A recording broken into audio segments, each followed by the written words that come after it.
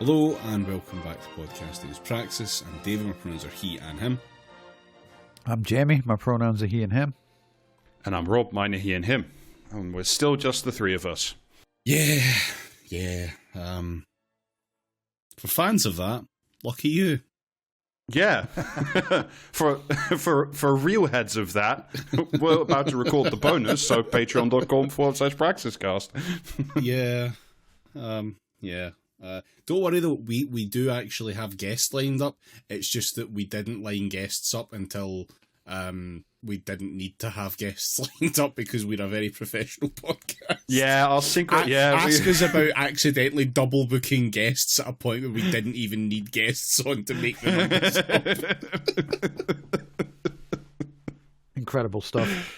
Yeah, fucking pure professionalism. It's just, it's 2025, You know, new year, new us. Yeah. Same as the old days, it turns out there's a lot of that going about just now. Oh well. Yeah. Anyway, not in all places yes. though. In some other places, you know, history is again happening in weeks that seem like decades. You know, first briefly, I mean, you know, we'll see how fucking long it lasts and everything, because you know, my guess is not long. But at least for now, let us briefly celebrate this window of a ceasefire in Gaza, which is incredibly welcome and you know much necessary. It's one of those ones where, like, holy shit, it actually kind of sucks, but, you know, I'll take fucking anything that we can get on that front, because, like, it only applies to Gaza, so the West Bank can go fuck itself. Which is no what we've bearing been on seeing anything today. else that Israel's doing. Like, how much bigger is Israel right now? Obviously, it's bigger than the start of me asking that question, because they're still annexing land in fucking Syria, aren't they? Yeah. Well, they got that, you know, they got that one mountain that apparently you need to like shoot artillery shells into half the Middle East, and also for, you know, if Twitter Zionists are to be believed, good skiing. So you know, it's a mixed bag of good and bad, I suppose. Something for everyone. Yeah. Anyway, but the big thing was, of course, that apparently, and you know, I don't know, you can read a million things about this, but like apparently what just happened is like the new Middle East envoy or like the Trump representative just, you know, went to the Israelis and said, knock that shit off, because like the incoming president has better things to do with their lives. I think you mean thank you, Joe Biden. Yeah, well, you know, I think what I mean is burn in hell, Joe Biden, you know. Yeah. I hope you die screaming. Who the fuck is yelling thank Joe Biden at my house? Show yourself, Cal. The utter fucking gall to come out and claim credit for shit you could have done at any fucking point, but not doing it until you were forced The Roger to by Rabbit the next president. guy. Not at any time, only when it was funny. Fucking hate him with a passion, like. I know. Yeah. I know. Yeah, no, he's effectively dead now, so.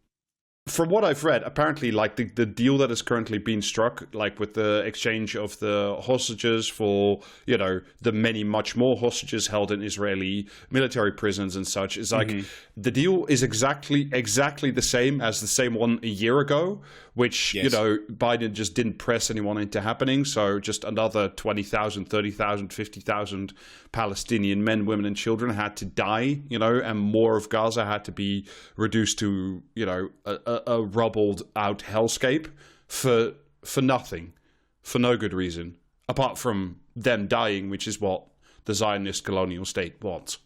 I mean, we'll see how long it lasts, though, because as of today, this afternoon, you know, just before we started recording, we've already seen more Israeli settlers just break into the West Bank and, you know, set fire to villages, and the military's putting in like more borders and checkpoints and like cutting off entire communities. And, you know, we also know that the incoming fucking Trump, you know, horror show doesn't have any, you know, morality or sympathy with you know, the Palestinian people. Not that the Biden administration did, but, you know, it's. I really hope it's done now, and I really hope that, you know, the Palestinian people have a chance of rebuilding something, anything, their lives, their communities. I don't know. Where do you even start, you know? Genuinely, like, I don't know, like, the scope of it's genuinely beyond my fucking comprehension. Like, it's just fucking baffling. Yeah. I mean, it's I don't know what else to say except I hope the war is over now, and I hope that there is some rebuilding, and we'll see how long it lasts. But for now, let us take a moment of solace in at least the shelling has stopped for, I don't know, these last 24 hours. Let's just put it that way. Yeah. And all power to The Hague. Yeah, exactly. Yeah. Well, except that, of course, the Americans will be going there because, let us talk about Elon's not Nazi salute, which was just, what was it? What was it again? It was not a Hitler salute. It was a gesture of love from the heart, as I saw a few times. Yeah, and he was signifying his love for Rome Total War. Yeah, and he only did it because he's autistic. Because that's just what autistic people are. Oh, that's true. Like. Yeah, they do be like that. I can't help myself. Just day in, day out, just throw my fucking arm out there. You know what I mean? Yeah, just how it is. Yeah, just jump scares on the postman all day, every day. Yeah, that's the thing. There's people like fucking. And when I say people, I don't mean people. I mean journalists. Arguing at length about how it wasn't really a Nazi salute. We can't know what's in his mind. It's like, yes, we can. Do you know what I mean? Yeah. Like he's not like much of a mystery, is he? Yeah, no, I'm sorry. Like the motherfucker is constantly shitting out stream of consciousness on Twitter. Mm-hmm. Like you can tell it's stream of consciousness because he says very little. Yeah. Well, and it's also because all that he does say, 50% of it is like 14 word shit. So like, yeah, why not? Yeah. But also, if it's not a Nazi salute, do one on the bus.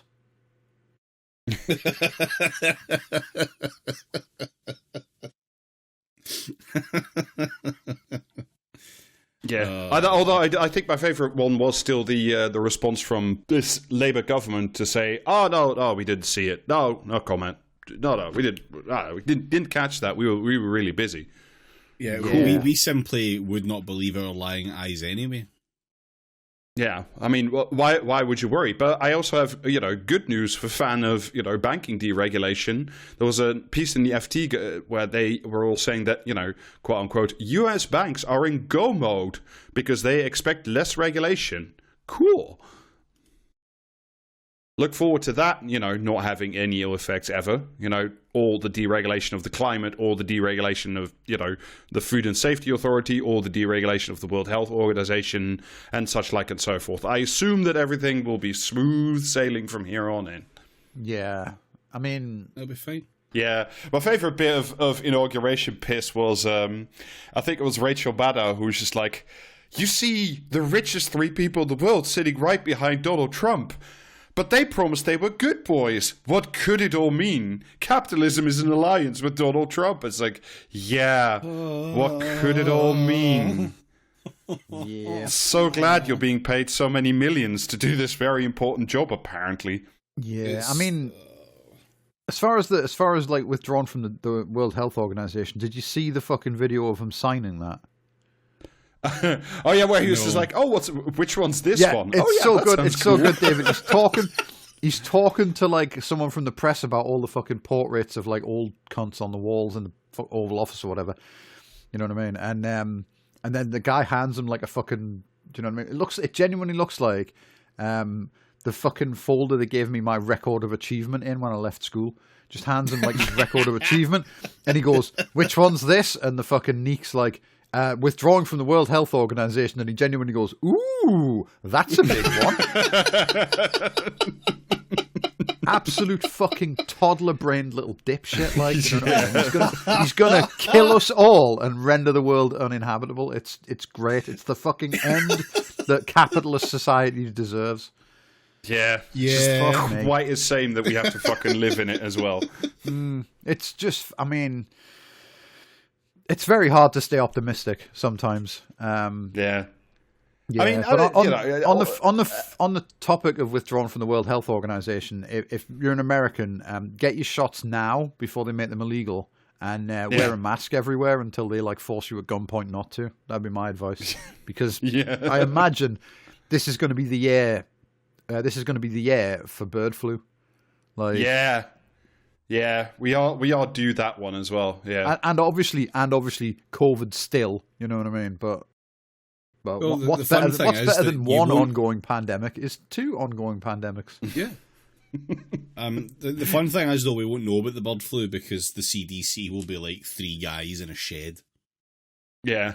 Two of whom are just like hoofing ivermectin straight into their last remaining vein. We won't know about the COVID either. Because they to be fair. they Do we changed know about it?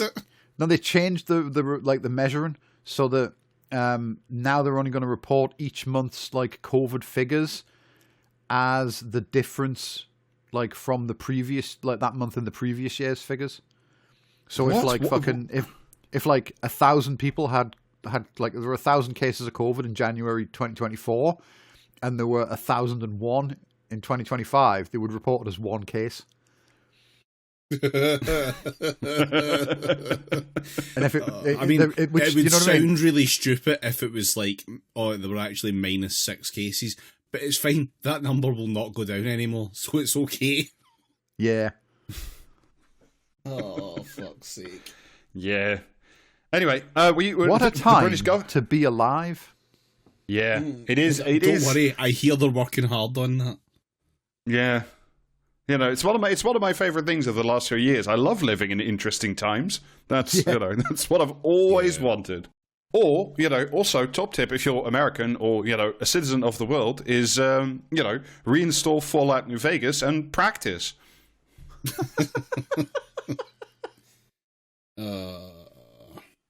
Yeah. Once again, this podcast reiterates its urgent call for President Xi to come, save us Americans and pretty much everybody fucking else. Because this podcast falls back on its long-held position that America isn't real and can't hurt us.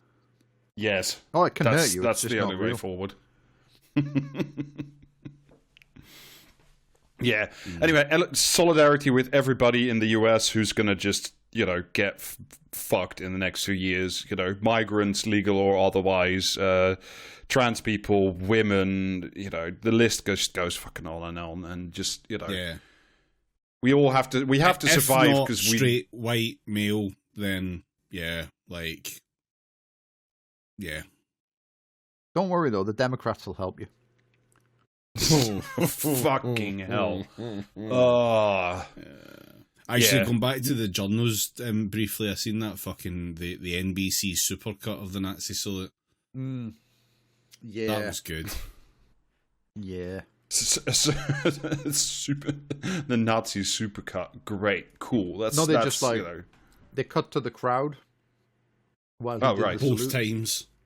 Yeah. And did then any of them respond, or was everybody just a bit like, what the fuck was that? None of the crowd were like cheering and that, but... Yeah. Oh, good. Good. Well, turns out they like that shit. Yeah, the important part was, though, if you were watching like this particular fucking feed of it, you didn't know he did a Nazi salute, so job done. Oh, did they trim it out for That's what I mysterious mean. reasons? They replaced it with the crowd shot. Incredible work. Yeah. Remember that time that Boris Johnson turned up at the cenotaph and hung over basically was not filmed effectively. It was that. Yeah. It was that, but a complete and open dedication to fascism. So, anyway, shall we switch from the world historic and the very frightening to the world not historic and incredibly prosaic and stupid? Because I want to do a brief follow up on some more UK government AI horseshit.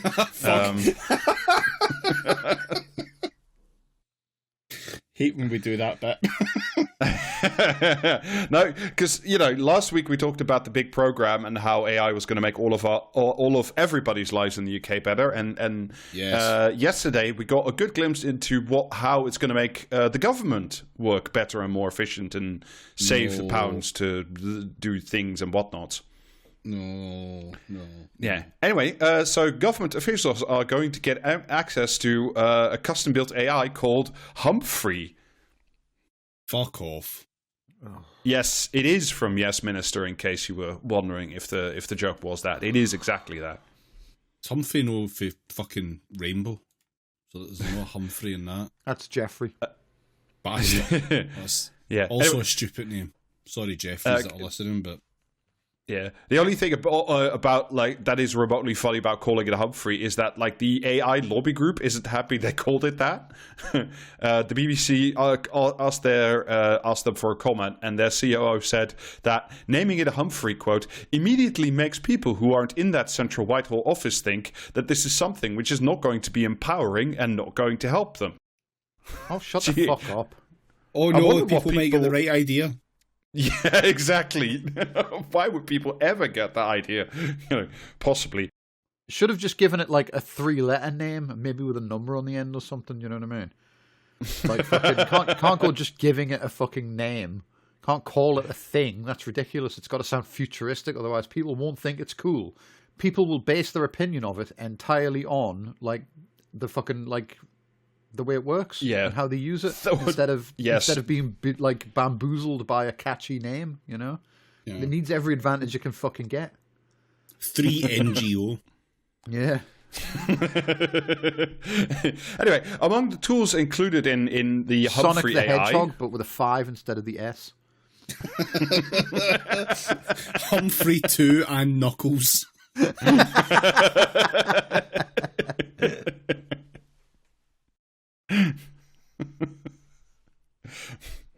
Among the tools, like Humphreys is the overarching name, so there are specific programs underneath it, all of which the Times helpfully did in all caps. The first is Consult, which apparently summarizes people's responses to calls for information. So, like, if the government says, "Oh, we want to do X," and you make comment on it in this period, like this AI will now like take all those responses and just summarize them for civil servants or something, I guess. Well, I suppose it saves people the trouble of replying to those fucking things.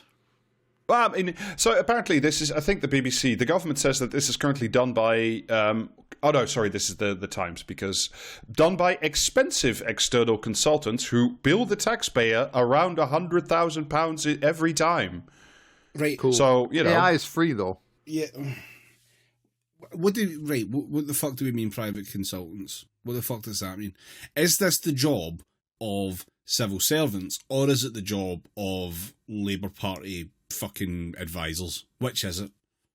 No, so the way it's done at the moment is like, the government puts out a call for information. You write, or on behalf of your organization, you write some shit, and then at the moment, as far as I understand it, it goes through to like an external consultancy agency, because obviously this cannot be done in-house, which charges like £100,000 to like collate all the responses and write a brief summary, which is quite expensive. I'll agree, but on the other hand, like £100,000 on the budget of the United Kingdom is like less than a rounding error. It's like the lint that you can find behind the sofa. Like, who gives a shit? Yes, but why is presumably fucking some KPMG-ass fucking company summarising stuff that government's supposed to read? Well, that's the other very good question. Point?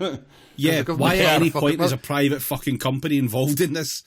Because the government's not going to read it anyway. Like, do you know what I mean? You can reply to these fucking these consultancies as like till you're blue in the face. The government doesn't give a shit. Do you know what I mean? If they put out a thing saying we're thinking about taking away people's rights, what does the public think of this? Like, do you know what I mean? Your rights are going to get fucking taken away. Yeah, it doesn't matter what the public think. It only matters what the fucking companies think. Yeah. Well, yeah, the papers have already decided that like you don't deserve rights, so they're doing it anyway to please Rupert Murdoch. This is just like fucking, you know what I mean, going through the motions. But they might as well give some fucking dipshit $100,000, like while they're in the process of doing that, right? Because that's what government exists to do.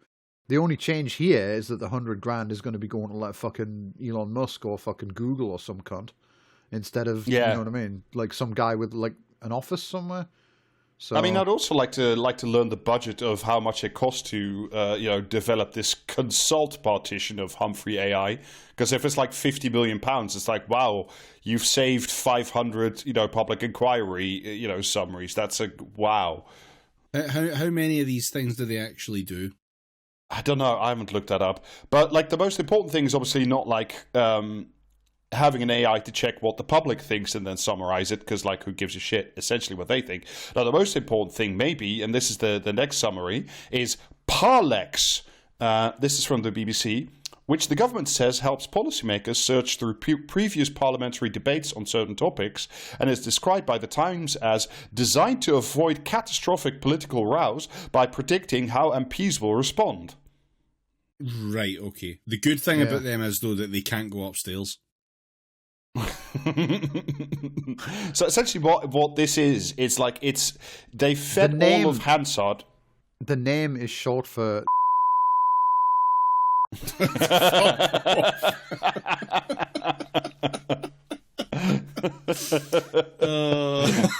could possibly say? Anyway, so essentially what Parlex is, as far as I understand it, is like they fed it all of Hansard, like the official transcripts of all political debates within, debates and remarks and such within Westminster and the House of Commons, and then like tell some fucking minister who wants to make a policy who's going to be for it and who's going to be against it. And I'm like, if you're in government or a leader of the opposition, you should already know that. That's kind of the base part of the Whip's job. office is for? Also that, yeah. This is a bit from the Times, just to see, just so you can get a glimpse of this wonderful new AI technology in action. Quote, a demonstration of the software showed a parliamentary vibe check on a potential law to introduce 20-mile-an-hour speed limits and low-traffic neighbourhoods. It showed that Labour MPs overall would be strongly in favour of such policies, while the Conservatives would be more divided. Based on fucking what? 2015 to 2019? Yeah, something like that. Fucking, like, so you're going to really tailor the fucking data set here. Well, and it's also like, look, it turns out all MPs except the SNP love it when you do this, and it's going to be the answer to every fucking question. Well, it's also like, I mean, the three of us might not constitute an AI, but, I probably could have told you that, or weighing on balance of probability, which is what an AI is just to say Labour MPs are probably more likely to be in favour of low traffic neighbourhoods than Tories are, because that has always been true. Yeah, that is true, but it's also not true enough that they would actually fucking propose it, never mind vote for it. The thing... And I'm sorry, but no matter what the fucking government puts through, the Labour Party will almost in its entirety vote for it, regardless of what kind of slop it is anyway. So it actually functionally doesn't matter, because they have a fucking massive majority. Why is this required? It's not, and the government didn't ask for it. This is, do you know what I mean? They obviously fucking, went to fucking, open fucking AI or whatever and said, right, we want to give you all of the country's money, like literally all of it. You can have the entire fucking lot, but we need an excuse. What are we going to get for this money so we can tell people it's well spent? And OpenAI had a fucking, had a brainstorming session. Yeah, rummage around. And went oh well, if I was running the country, I think it would be helpful if I could get a summary of how my MPs wanted to vote. And it's like, okay, that's absolutely not the first thing that OpenAI said that they would do if they were running a country. No, but that's what they said. That's the first thing they came up with for why should the government buy a fucking AI from you? What could that AI do? And it's like, oh well, because it can summarize do you know what I mean? That's the classic software engineer looks at something they have no fucking knowledge of whatsoever and tries to figure out how to monetize it. That's what that is. Do you know what I mean? It can summarize. It can look at all your old fucking transcripts and summarize who's going to vote for what. And it's like, okay. But assume for a moment, right, that you've already the old transcripts just cover stuff that's already been settled. You know what I mean? Yeah. How is it going to what if aliens land tomorrow and we have to the government has to vote on whether or not to fucking, you know what I mean, sink them all in the channel or some shit? How's it going to work with that? Yeah, do we do Arrival or do we do Independence Day, essentially? Yeah. What if we need to go to war with someone that we haven't gone to war with in the past? I know that's a short list, but you know what I mean? Maybe we didn't write it down last time. What if we need to pay a country reparations for the fucking problems we've caused in the past? How's it going to fucking decide who's voting for that? Because I don't think that's ever fucking come up before. I am deeply in favour of Britain losing a naval engagement with Sentinel Island. Well, I mean, that's of course the main problem with all this is like it can only respond to information of the past. So like any genuinely new idea, such as I don't know, doing something delightful with British landlords, would just be automatically rejected because like the AI is like, I don't know how to deal with a new idea. I can only tell you, But I mean, the summary of an old idea. The other thing is they're never going to actually fucking turn it on or use it. Do you know what I mean? Like they literally just want to pay someone a fucking shitload of money so they can, you know what I mean? Be thought cool by the people who are in their minds ushering in the future. It'll end up in practice being like any other AI system where they will use the thing and it's going to be some poor dickhead's job to fix the output of it and make it actually make sense. Yeah. The other thing like that's also like I don't know is very prosaic, but also like if you consider like that ministers are occasionally the ones who do actually make decisions. This is the last one that I found a name of, which is Redbox, which is a document summary tool that puts it in the right briefing format to go into like a ministerial briefcase so they can read it at home. Wasn't Redbox a DVD rental thing? I have no fucking idea. I mean, is that what we got Netflix from in the end? I think it was similar. It was a very similar thing to early Netflix, yeah. Yeah. Anyway, out of all of these programs, I think we can heartily agree with Prime Minister Keir Starmer, who, quote the Times, insisted that AI was crucial to his project of totally rewiring the government and argued that it would make public services more human by reducing time staff spends on paperwork. Now, between these three, named assets, I think we can all agree, the sunlit uplands are here. I was going to rewire the government. I would start by sticking a fork in a fucking socket. Honestly.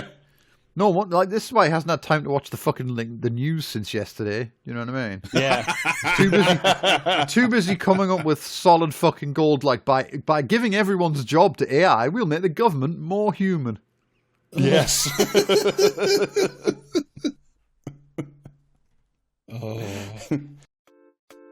Hi, this is Rob. I'm disturbing your delightful in-ear entertainment to tell you that we have a Patreon at patreon.com/praxiscast. You can go there for more episodes, our Discord, bonus clips, and much, much more. This is also me begging you for your money in exchange for goods and services. Thank you. Oh, very well then. Let's all go to the lobby. Let's all go to the lobby. Let's all go to the lobby. Get ourselves some snacks. Bye. But, in order to pay for all this magisterial AI largesse, because I assume this isn't free and also, built by an external contractor, we did have to make a few cuts elsewhere. And in their infinite wisdom, the British government has once again decided that the place that those cuts should fall on is the railways. Oh, come the fuck on. Well, yeah, no, we're doing a reverse Gareth. It's genuinely thought you were going to say benefits claimants there, so, Well, it's that is them, also them as well, yeah. But we haven't gotten the details on that yet, so I wanted to look at that when there's actually something to talk about. But yeah, like this is essentially to not just to fund the AI, but obviously to like appease the angry gods of the market who, are angry that Britain still exists, basically. So in exchange for, feeding the disabled into a wood chipper, we're going to toss the trains in as well, because only like out of all the railway like expansion and improvement schemes currently being, designed, delivered, I don't know in which stages, like that are now in planning stages, I think. Out of all of them, only 3 will survive, and everything else is cancelled due to, quote the Times, a squeeze on public finances. A squeeze, okay. The 3 remaining ones, if you're curious, that will be funded is... Why is it like just weird? Why is it when you squeeze public finances, they get smaller, whereas like, you know what I mean? When you squeeze, like, say, like washing up liquid bottle, more comes out. Yeah. What happens to the public finances when you squeeze them and some of it disappears? Where's it going? The problem is it's not liquid. I mean, my current theory is like, what if you just squeezed some rich people and we could find like 3 billion there, just out of the goodness of their hearts. That'd be a theory.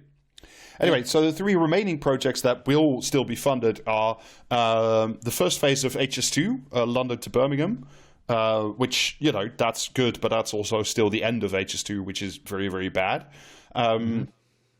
Some big upgrades to Transpennine infrastructure, which is really good because Transpennine infrastructure is fucking atrocious, as well as the new East-West Rail, which connects Oxford, Milton Keynes, Bedford, and Cambridge.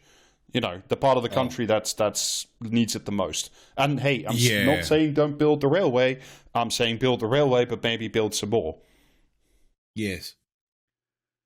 Because everything else, including all the Network North upgrades that were announced by Rishi Sunak last year. You remember last year when Rishi Sunak cancelled most of HS2 and said we'll put all this money into Network North. We did an episode about it with Gareth Dennis. Yeah, those are all gone now. All of them. Is this good? Well, not if you live in or around Leeds, because there were a whole bunch of local lines. I think urban rail and suburban rail and things. They're all gone. There was going to be a North Wales line connecting Holyhead in the northwest tip to Liverpool. That's gone and beyond. All the coastal towns. You remember the coastal towns? Towns that were really important. No. Yeah, no, none of them are getting railways anymore either. Yeah, so it's all gone. Quote again, The Times, beyond them, spending on a major revamp of Britain's Victorian-era rail infrastructure will be limited to safety-critical maintenance unless the DfT can convince the Treasury to bring in private investment, sources added. Fuck off. So the nationalised rail, because remember, Labour is the party that is renationalising the railways. Yeah. Big fucking scare quotes. Is this renationalisation? I ask at the privately owned Butterfly. Well, I mean, no, but what we did was nationalise the branding. We have the logos of East Anglia will soon belong to the people. The trains and the infrastructure, maybe not so much. Hurrah! I hate everything. Yeah, one way to do this, by the way, and speaking of, because this is, if you remember, one of the railways, the East-West Rail line that's actually still being funded and built. This is again from the Times, quote, one option understood to be under consideration is to sell off all the new railway stations along the East-West Coast Rail line to the private sector. Investors would then charge state-owned train operators a fee for using the station, or could even be paid by the state for every passenger that passes through the ticket barrier. So what if we did PFIs but for train stations? I'm actually going to fucking lose my mind. Yeah. That is the single worst fucking idea I can think of. Of all the places that you do not want the PFI showing, it's at the fucking customer end of it where everyone gets to see how shit it is. Yeah, and gets to blame it on the rail service and not the fucking vampires that own the fucking train station. But that's the thing, right? That's the thing. See where you're rolling stock and shit like that. You can actually do that. You can do that and have it all fall on, or the trains or shit. But if the station is shit, it's harder to do that. If everyone in that station is wearing fucking a Serco uniform and it's proudly branded as a Serco station, etc., which it fucking will be, because these cunts love to fucking flaunt when they're getting a bung. No, people. Oh, you remember how at the end of worst. Yeah, you remember how at the end of last year they had to get rid of Louise Haig, one of the few people who could actually do something because of some bullshit about a stolen phone from 5,000 years ago. Yeah. And then she was replaced by Heidi Alexander, who was considered to be much more ideologically reliable. Quote again, The Times, the revelations come as Heidi Alexander, the new transport secretary, is to say on Monday that public ownership of railways is not a silver bullet for better performance, and that she will oversee a relentless focus on passengers. Of course it's not. Not when you've replaced silver with fucking tin. Yeah. and then sold the gun before you could fire it. Like, fuck me. Yeah, and if you were because again, this is straight from the mainline Blair shit. It's like, oh no, we don't want like nationalization or assets in the public interest. No, what we want is a better consumer experience. So if you are curious to know what the relentless on focus on passengers means in practice, this is again from the same article in the Times. There will be a new app with best price guaranteed for the lowest possible fares. More tap in. Fuck up. Fucking apps. Just lower the fucking prices. Prices. Yeah. It's like, oh great, now I know that the cheapest one-way ticket between, London and going to see my in-laws is, still £80, but now it's $79.99. Thanks, nationalised British Rail Service that still costs an arm and a leg and will turn people off against the idea of public ownership. And also, we already have... We could have nationalisation without compensation, right? But what if we had not really nationalisation with compensation? Yeah, that'd be really good. The thing with the app, though, is at least, someone gets your data. So, that's good. Keeps the economy going there. Exactly. We can just be another data point in an API set that, the government can then sell to OpenAI, which would just be great. And also, speaking of apps, train an AI on your journeys, and then it could, tell them where you're going to go next. Yeah, and then they could hastily get there ahead of you and erect some kind of fucking toll gate. Yeah, a personalized toll gate. It will say, you'll step off onto the platform, and it'll just say, "Welcome, Jamie. That'll be £5, please." Yeah, a bargain for sure. And won't that make everybody feel better? And also, speaking of an app, you already have, I forget what it's fucking called, but you already have the app in the UK that does go compare for all the train prices, right? Yeah, that already exists. Why do I need another app that does the exact same thing? But don't worry about it. You'll also get tap in and tap out tickets. Like the Oyster card, but only on certain limited lines. Won't that make you feel better? And favourite of all, in a fucking new Labour nostalgia trip that just sends a shiver straight up the spine. Heidi Alexander has also promised to publish performance league tables for the different train operators. Fucking hell. They love a league. So now you'll have a spreadsheet to know that your train operator is shit, which you didn't know from taking the fucking train. What if you could do a fantasy football league on every aspect of public services? Yeah, Jesus fucking Christ. And then we monetize that. Then we get those fucking horrendous American sports betting companies, like FanDuel and shit in. And then you can, then the government can monetize, you can build a fantasy football team, but for fucking Aviva and First, and TransPennine Express or whatever. Mm. Better than having David Baddiel involved, I guess. Everything is better than having David Baddiel involved. Hello and welcome back to Kubrick staring as praxis. Well, let me lighten the mood for you, David. There are some transport items that will be funded, according, again, to the article in the Times. There's going to be a 10-year infrastructure plan coming out somewhere in the next couple of months, which will have spending commitments and, they'll set a long-term vision for the country, written by the National Infrastructure Commission. Emergency maintenance. You've already said that's all it's going to be, you fucking pricks. No, I said infrastructure and transport. I didn't necessarily say trains. Quote the Times. We're going to repair half a pothole per month on the fucking M6. Heliports. No. The head of the National Infrastructure Commission dropped, quote, "the biggest hint yet on the government's priorities when it comes to transport infrastructure investments. The former chair of the Olympic Delivery Authority said that ministers ought to face the reality that, quote, the bulk of the population is totally reliant on roads." And why so would we'll that, just why keep might it that be? that way. Yeah. What could have caused this?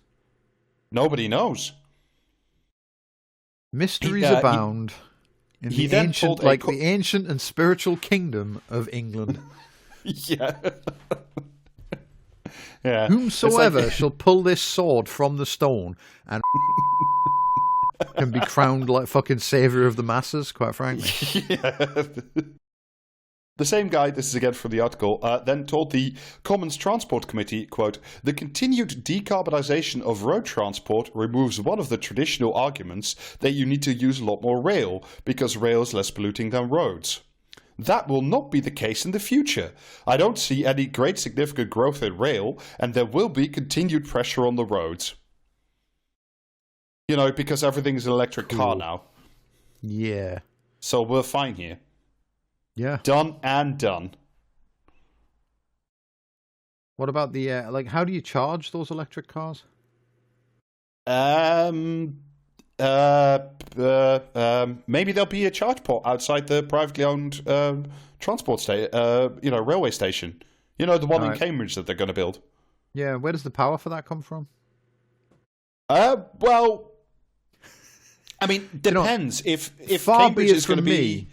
Far be it from me to suggest that maybe they're just moving things around, like, you know what I mean? Like, perhaps maybe the deck chairs on the fucking Titanic, you might say. But, like, you know what I mean? I don't think... Oh, well, everyone's car's electric now, so no more nasty fucking, like, climate change. And it's like, okay, well, how are you generating all the extra electricity if we only have, like, if we don't have nuclear, we only have coal plants? And it's like, please do not ask questions. No. I mean? Starmer also confirmed that, like, in order to get all the power for the AI, we were going to have, I think he said something literally along the lines of small modular nuclear reactors. So, we'll just, you carry a suitcase nuke with you, and then that's your car sorted. I know, but, like, they're for the AI. Is the AI just going to think of, like, some new electricity that the fucking cars can run on? Is that how it's going to work in the future? I mean, it might actually be how it's going to work in the future. You could probably sell the government that, like, do you know what I mean? Yeah. Invest all of our money towards green energy, dump it all into my AI startup, and the AI will, with enough fucking money behind it, invent fusion, possibly even cold fusion. Yeah. Can you afford not to give me £300 billion? Yeah, exactly. Patreon.com/PraxisCast. Yeah. What if we'll do the government... fusion? We will set up the fusion dance tier for £100 million a month.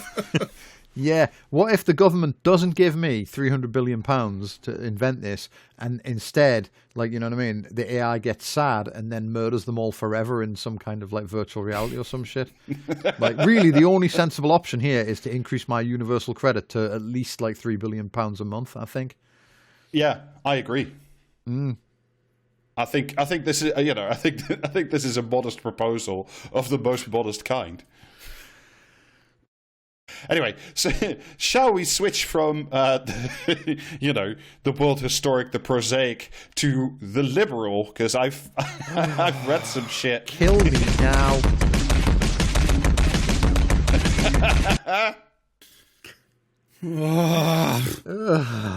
Because, like I said, we've had a couple of days where, if this is an article about how, like, I would get thrown off a roof in various locations, then I don't want to fucking hear it. Okay, I get enough of that every day on fucking Blue Sky. No, this is like pure strain liberalism, and it's happening in a week. Yes, where that's exactly what I'm describing.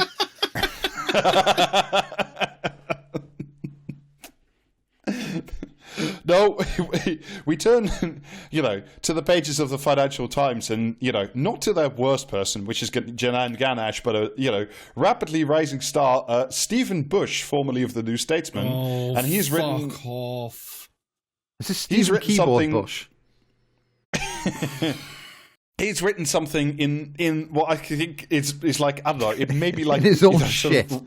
It's like retro performance art. It's like from the 90s, but it's like, old. It's like vintage liberalism. This is something you'd find, like, in a second-hand Stop trying to store. fucking excuse it and just fucking inflict it on us. Do you know what I mean? The title: "The War on Drugs Needs a New Tactic: Shame." Oh, for fuck's sake, like. I'm joining the war on drugs on the side of drugs. When you buy a joint, rapidly running out of the ability to fucking react to the words that you're saying. This fucking episode has just stun-locked me. It's super effective.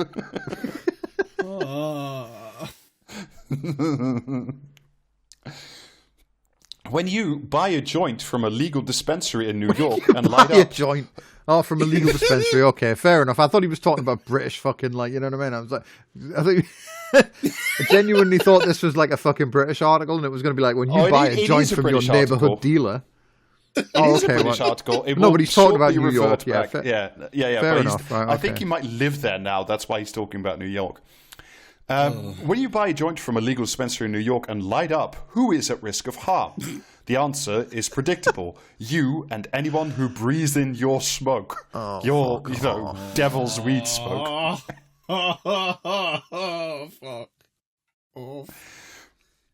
Okay. When you buy from a dealer... This is why you need Keir Starmer to come around and nail your children's bedroom windows shut, or whatever it was he was fucking talking about back then. Yeah, it's the best country to grow up in, because you'll just have carbon monoxide poisoning whilst. When you buy from a dealer, whether in New York or in London, the answer is unpredictable. The money you are pumping into the criminal economy. Here we fucking go. The money you are pumping into the criminal economy isn't going to be confined to scrappy dealers whose dreams of setting up a reputable institution are just Scooby-Doo's lesser known nephew.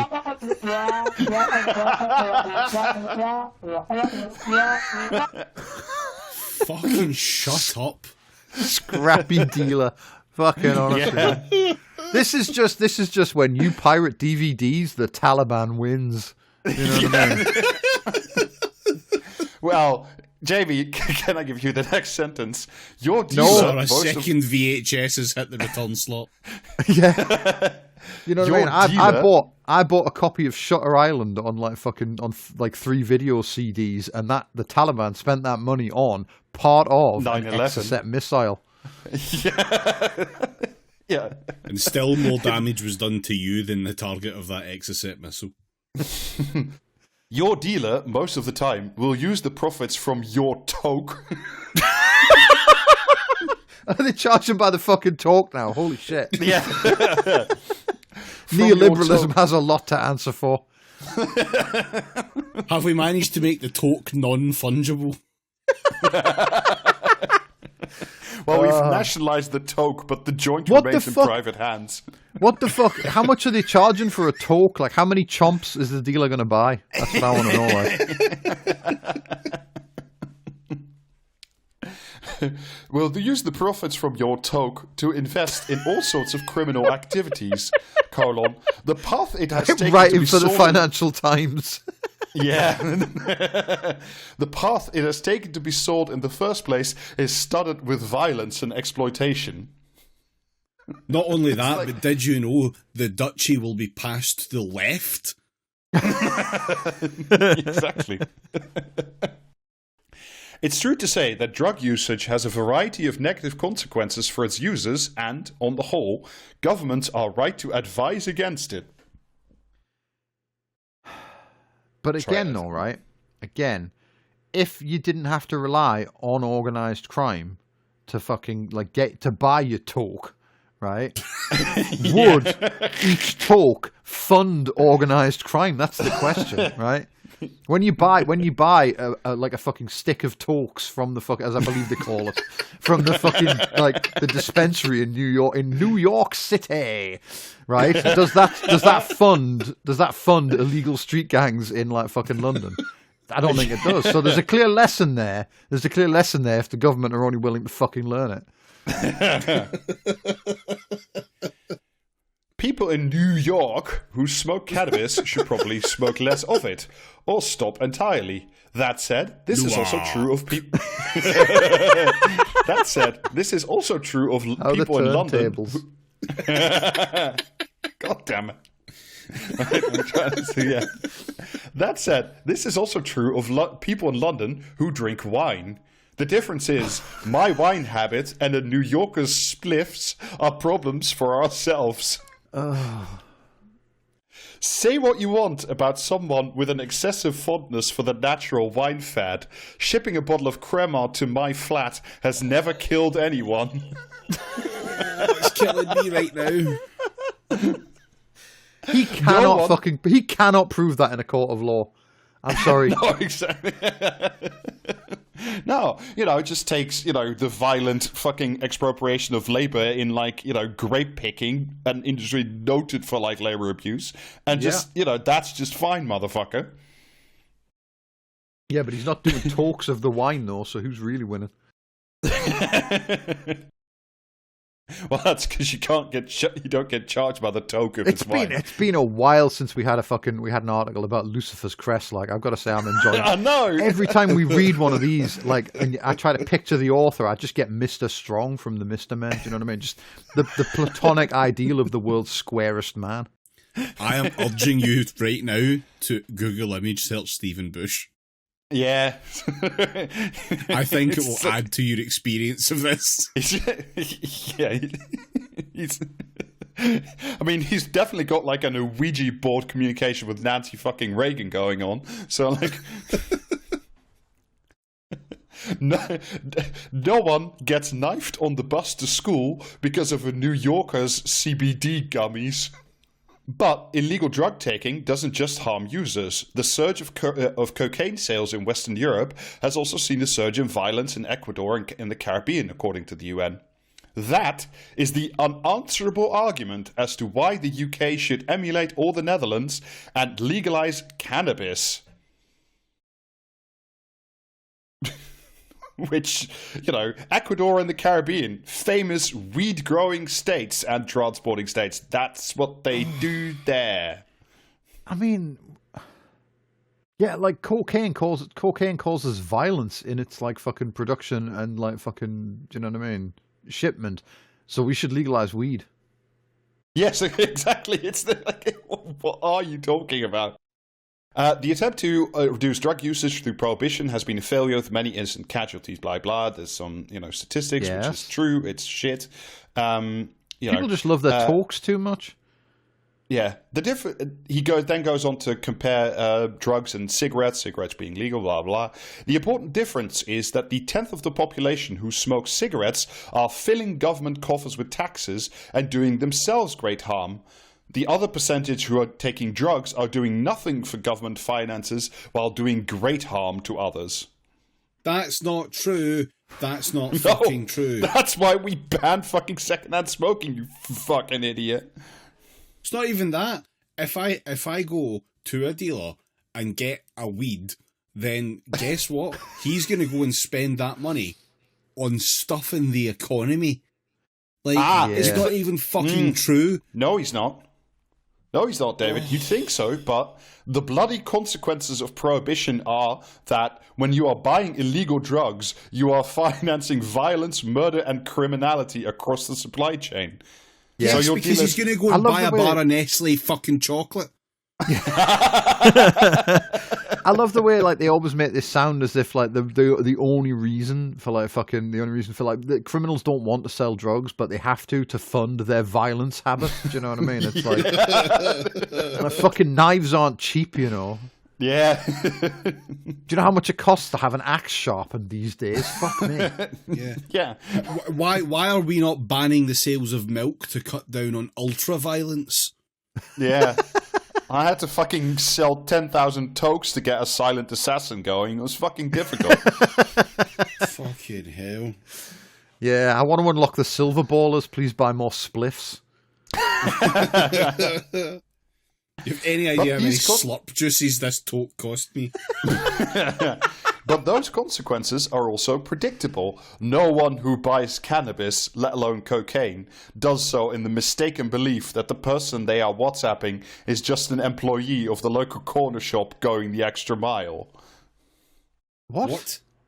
Well, it's that you consciously know. If you order, a spliff on WhatsApp, or, 3 tokes, if you will, if you're on a budget today, then you know that your money is going to, criminal syndicates around the world. What? It's a conscious choice that you make. What? Oh, fuck me. Across the world, we liberal reformers have done... Is that we in the fucking northern sense, is it? Have done a better job of winning the argument against government prohibition than we have making the argument that we all, whether government or consumer, have a responsibility to act ethically. Right, okay. I'm fairly certain that Stephen is outspoken on the importance of winning the argument. So he should elect to shut the fuck up on this one. Well, I mean, he's the former editor of the New Statesman, so yes. Mm-hmm. There is a moral difference, and not just a regulatory one, in whether a New Yorker buys weed from an illicit dealer or a legal dispensary. That moral difference goes to the heart of legalizing most drugs. That the legal supply chain has fewer social harms than the illegal one. Yeah, I mean, well, duh, but, And those of us who want to change our drug laws should say so. We should argue that it is both shameful for governments to perpetuate prohibitions and shameful for individual consumers to buy illegal drugs. Oh, God. What if, do they not know how many Talibans their fucking money is funding? Exactly. What if you just told people that they had to feel sad about that? Yeah. What if I convert my my Tokes into VCDs? You might think you're just buying a few puffs on a doobie, but you're actually do you know what I mean? You're actually funding a fucking a new jihad in a faraway land or some shit. I don't fucking know. Yeah. Just when you are toking with Hitler. Oh, fucking hell. When governments prohibit drugs, they are prioritizing protecting people from the consequences of their free choices at the cost of endangering others. When people buy illegal drugs, they are putting their wants ahead of other people's lives. Is this being written because he can't afford to go and buy his joints that he so wishes to do so legally because of the wallet inspector? Yeah, that's right. But I mean, if nothing else, that paragraph is a very powerful understanding of the nature of addiction and why people do drugs in the first place. It's because they just selfishly choose to fund Johnny Terrorist instead of doing economies. Yeah, that's how that works all the time. There is no other policy area where governments visibly fail to achieve the stated aim of a policy. Oh, I can think of a few other ones. In this case, reducing the number of people who are taking illegal drugs in a way that significantly increases human suffering of the people caught in the supply chain of those drugs, and where persisting with the policy is seen as hard-headed and sensible instead of doubling down on disaster. Which, that's true. That's the war on drugs has been a spectacular fucking failure, and we should just stop doing it. And not Rob, what if we made shame work? Is this article designed to make me against the legalization of drugs because it's fucking working? No, he's just arguing for the legalization of the wacky tobacco. Yeah, that's the one he wants to do. You know what I mean? None of the hard stuff, thank you. Got work. It's a bit of it's both. So it's liberal. So he wants to legalize cannabis, but for the rest, he thinks that shaming people into not using it is the. Do you know what I mean? The government should pay for people to be followed around by someone ringing a bell. Yeah, exactly. Yeah. The reality is that everyone involved in the global attempt to reduce the harms of drug usage through prohibition and punishment should be ashamed. Correct, because it's not functional. Governments should be ashamed of a policy that hasn't worked and causes a great deal of suffering. Drug users should be ashamed of making a choice that they full well know causes suffering and misery. Those Getting categories kind of are mixed the same. messages here, like, you know what I mean? Yeah. Like, A little bit, yeah. And this is the final sentence is a fucking banger. Those of us who want a shift in policy should be ashamed that both that we have largely failed to change opinion and that we often hold back from pointing out how shamefully everyone involved in this whole sorry mess behaves. Yeah. Because if it's one thing I know liberals for, is that they are never fucking pointing at people and saying you should feel bad about that. Liberals never do that. yeah. Unheard of. Just fucking ringing stupidity day to day. But it's like, the reason I wanted to read this is because it's like it's like 1992 or something like that. It's like fucking Clinton era shit. Stephen Bush is 34 years old. Is he really? Yeah. No fucking... He's younger than me. Fuck me running. Oh. He looks like he's almost dead. That's like in his FD profile picture. That's Jesus all the illegal fucking Christ. spliffs he's been smoking. Yeah, it's the moral weight of all the tokes. Yeah. Oh, for fuck's sake. Oh, Yeah. Yeah, but didn't it feel like nice and retro? You know, like we've had a horrible week where history is happening, but this guy's just like off on his own fucking planet. I wish he was. Anyway, yeah. You there's no should, if comment you or are commentary at. Yeah. Yeah, there's not. So, yeah, you should, however, subscribe to the Patreon if you are not already subscribed. Patreon.com/PraxisCast. You'll get 2 bonus episodes a month. Yeah, access the Discord as well. That's always good. You can at Rob there, which is great. Yeah. Yeah. You can also add David, which is even more fun. You can't do True. that, unfortunately. No, it's not possible. Yeah. Should add David on Blue Sky. He loves it. He loves Don't it do that everywhere. either. Yeah. Don't do that either. Don't. Please don't. Every notification is a new anxiety. The merch is still available, practicast.tmail.com, and twitch.tv is a website. And on that note,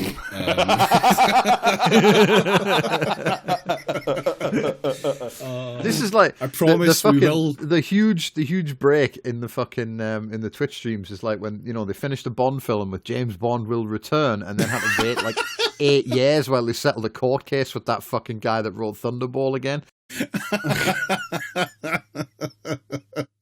We will at some point return to streams. I know it has been some time. We will do something. Yeah, and we just need Timothy Dalton to answer his fucking phone. Yeah. Timothy Dalton, give me the Ritalin. Oh, yeah. Anyway, bye. Yeah, bye. See ya.